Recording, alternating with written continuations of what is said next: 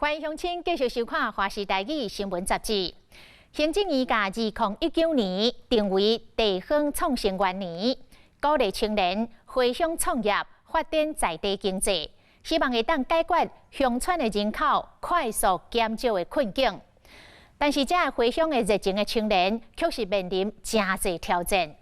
像近年来，政府大力在推动农村甲部落的微旅行，但是这款的微旅行，却常常甲现行的发展观光条例互相来违背。所以，这阵咧推广在地观光的青年，不得不都要用体验，或者是考察团等等的字眼，游走离个法规的铺设地带。另外，青年朋友一般拢是较无经营的概念，所以嘛，正歹形成产业链。到底地方的创新需要政府的政策做啥物款的配套甲资源呢？咱做伙来关心。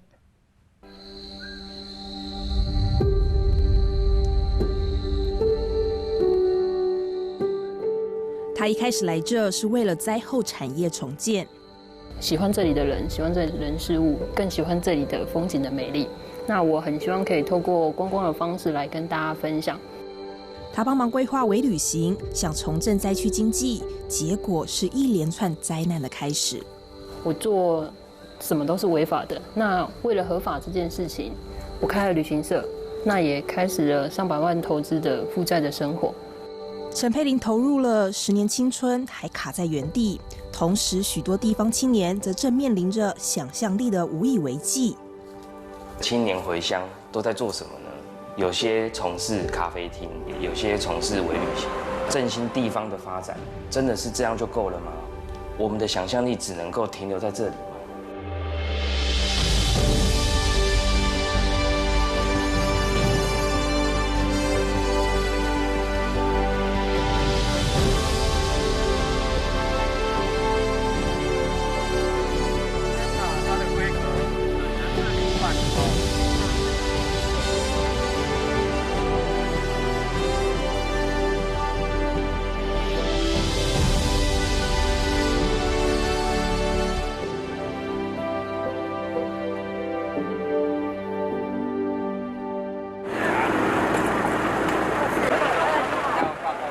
先生小姐快上车！今天带咱们去阿里山2日游的是新南向旅行社董事长陈佩玲，要带你去看她的独家景点李家部落。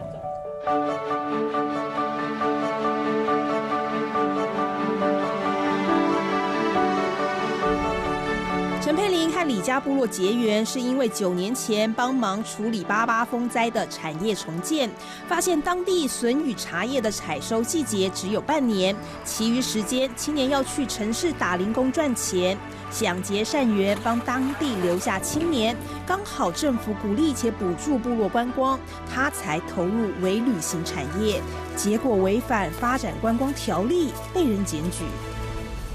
那就有人告诉我说，其实我做这样的事情是属于旅行业、旅行社才可以做的事情，至少要800万才有办法成立一家旅行社，找了好多股东才筹到这些钱。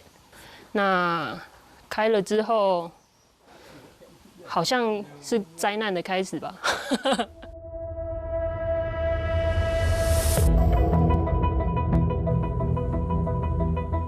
灾难是自己合法了，在地唯一能住的民宿不合法。因为我这边82年盖这个房子，民宿法规是民国90年，啊，我们这边是建地了，可是前面是农牧用地，就没办法合法。连续申请3次都是这样，有时候只要提到这个触角，就是有一点在做违法事那种感觉。可是那是不是我们愿意的？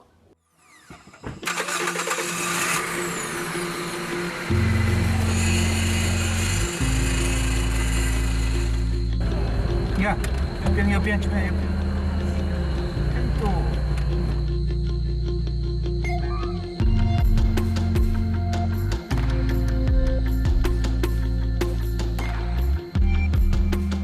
在山中虽是秘境，但没有住的地方，游客无法久留，拉不动部落发展。我的本意不是旅行业，我的本意是帮部落的产业或者是观光有经济的有所推动。有所推动之余，我不赚钱没有问题，但是我希望部落的族人可以有机会可以赚到钱，并不是大家不想在这里生活，而是其实是大家回不来这里。纵使大家回来这里生活，但活不下去啊，因为没有相关的产业或相关的组织可以往下推动。法令跟不上时代，并非台湾特有，但日本已经推出地域限定旅行业新法，设法解决偏乡微旅行的困境，并合法化。在台湾的陈佩玲动不了律法，只能改变做法。她自费架设共创平台，给同样想做地方特色旅行的人使用。目前已经替10个团体省了8000万，免除开旅行社的费用支出，也不必像她一样负债。会不会其实我们在努力10年或20年，终究答案是一样的，只因为国家法令的限制。对啊，我觉得创生会不会变创始啊？发展区域慢经济，每天至少要有200名游客来访，才能形成产业链，才有工作机会，青年才有机会返乡。但这样是不够的。应该是说2050年，台湾整体会再少300万人。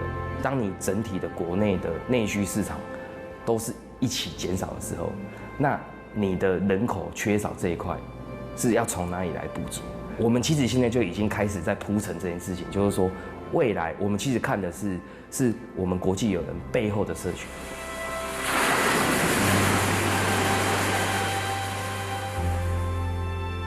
9年前，阿球来到台湾教英文，因为喜爱冲浪，决定在宜兰外澳定居，就在海边开了家小店。平日看起来冷冷清清，但假日的他是涨酱的。